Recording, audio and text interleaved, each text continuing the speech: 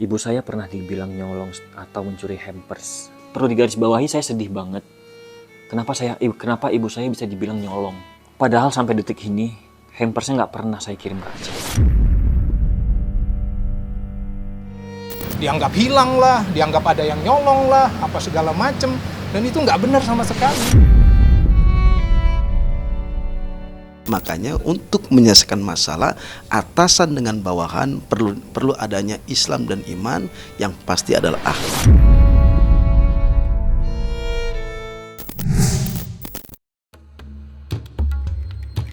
Kasus lawas soal Ria Ricis yang memecat salah satu asisten rumah tangganya karena mengambil roti keset tanpa izin kini mendadak dibahas lagi oleh para warganet.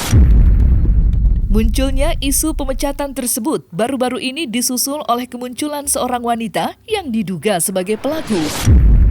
Dari unggahan akun TikTok @aya_sel23, terduga pelaku pun turut mengungkap fakta yang sebenarnya soal roti yang ternyata tidak dimakan olehnya, melainkan ia berikan kepada orang yang mengaku fans dari majikannya. Sontak dengan adanya pengakuan tersebut, kini banyak dari sebagian netizen pun mempertanyakan sikap Ria Ricis yang dianggap terlalu pelit.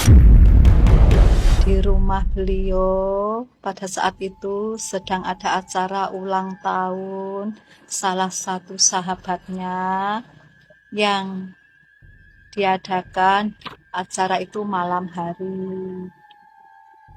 Nah, pas keesok harinya, pas tanggal 12 Februari 2021, jam 9 pagi, saya lagi membuang sampah. Karena malam habis ada acara, otomatis pasti sampahnya banyak sekali. Dan pas saya membuang sampah, dari kejauhan itu ada 3 orang yang manggil-manggil nama saya. Akhirnya mereka nyamperin saya. Dan mereka cerita katanya salah satu fansnya beliau,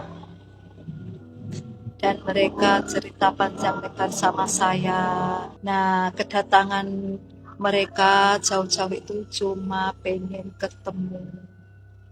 Dan pada saat itu sudah saya jelaskan kepada mereka bertiga bahwa beliau sedang tidak ada di rumah. Karena memang kalau hari Jumat pagi itu beliau ada kegiatan di luar itu berkuda.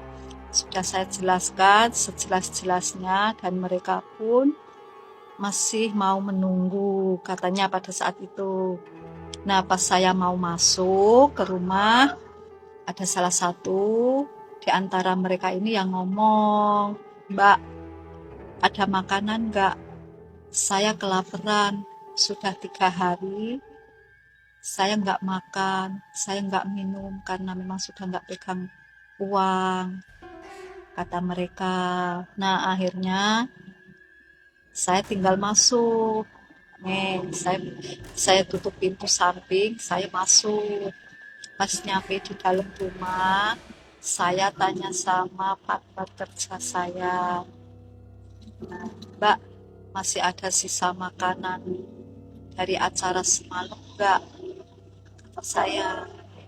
Dan partner kerja saya ini jawab, "Ada Mbak, tapi kayaknya cuma sisa roti. Kalau memang sudah nggak dimakan, tolong dong kasih itu di samping kolam renang.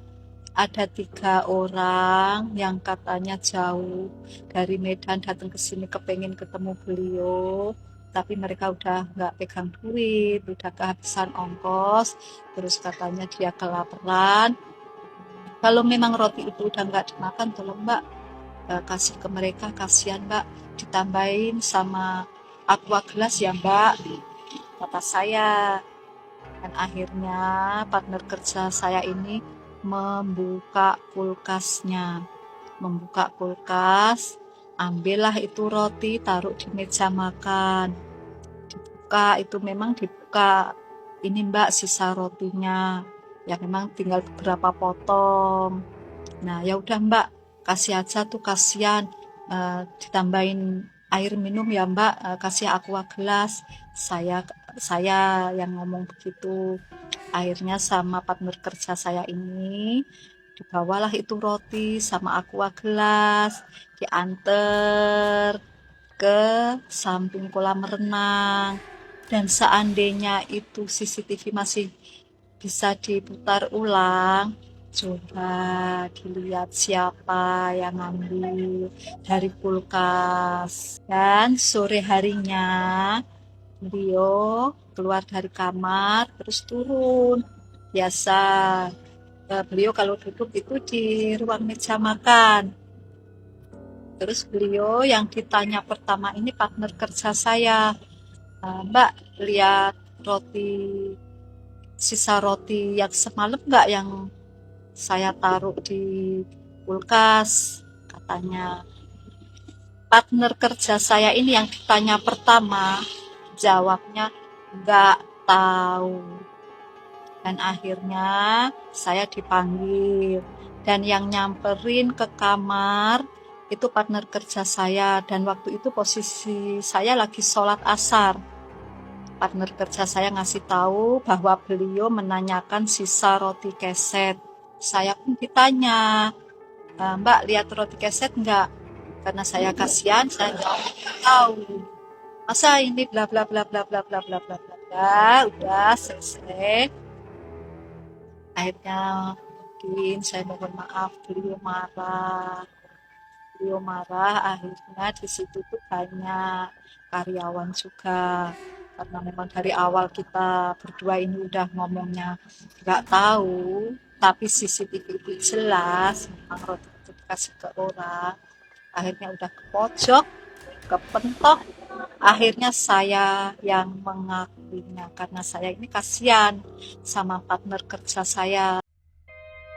Kemunculan video klarifikasi mantan ART yang dipecat oleh Ricis karena hanya sepotong roti kini kembali dikait-kaitkan oleh permasalahan sang YouTuber dengan ibu dari Teuku Ryan selaku mantan mertuanya. Ia selain perkara es kurma dan melarang anaknya bekerja di hari puasa, Teuku Ryan mengungkap jika mantan istrinya itu juga pernah menuduh ibunya mencuri hampers Tedaksiten Moana. Lewat klarifikasinya, Ryan mengaku sangat sedih karena tak menyangka istrinya tega melakukan hal tersebut.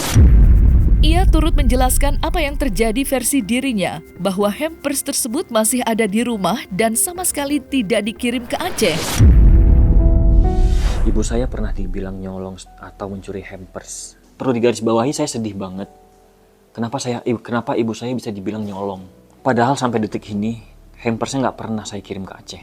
Dianggap hilang lah, dianggap ada yang nyolong lah, apa segala macem. Dan itu nggak benar sama sekali.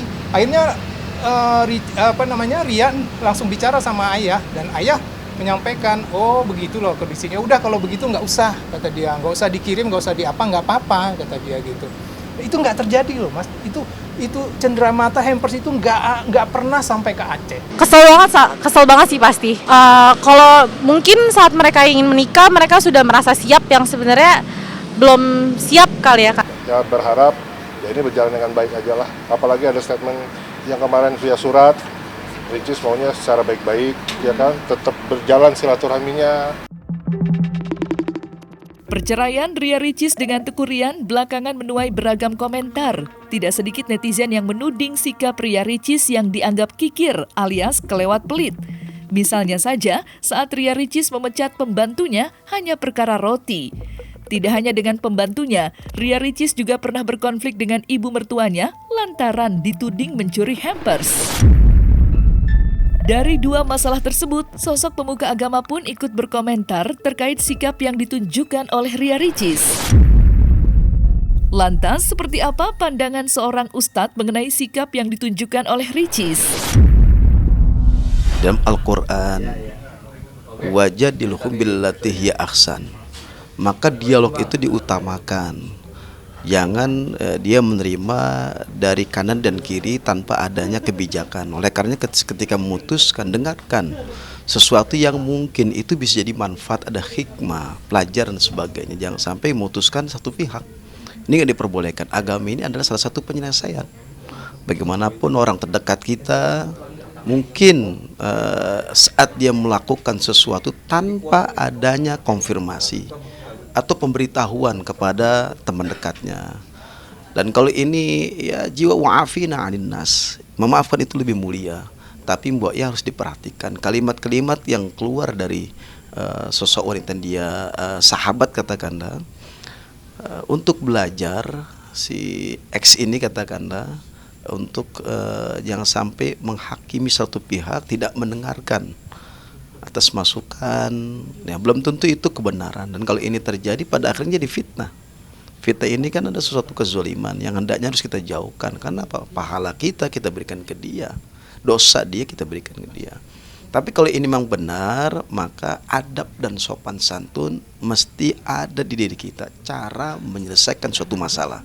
Daripada masalah sesuatu yang memang tidak ada jalan keluarnya, ya intinya ikhlas dan memaafkan. Kita sebagai manusia jangan menghakimi, memihak, lalu kita membenarkan diri kita. Dengarkan apapun yang dia sampaikan, mungkin ini salah satu nasihat buat kita. Ketika menyalahi salah satu pihak, menyalahkan, bahkan tidak dibenarkan kalimat yang dikeluar, salah. Makanya untuk menyelesaikan masalah atasan dengan bawahan perlu adanya Islam dan iman, yang pasti adalah akhlak. Nah, orang akan terlihat akhlaknya baik atau tidaknya ketika memutuskan. Yang disebut adalah hakum. Di sini adalah hakim yang bijak, yang arif, yang adil.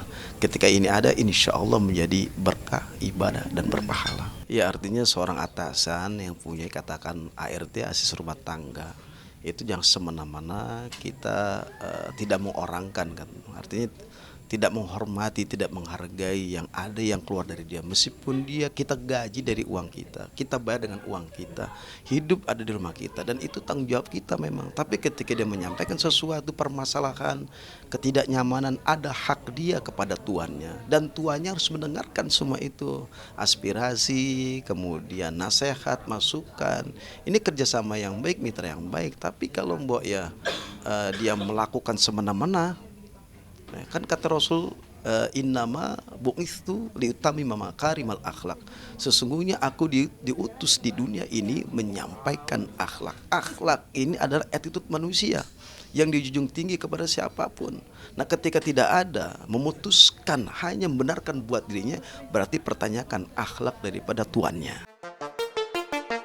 Viralnya pemberitaan soal Ricis yang menuding ibu mertuanya mencuri hampers tak lepas dari bocornya salinan putusan pengadilan yang beredar luas di sosial media.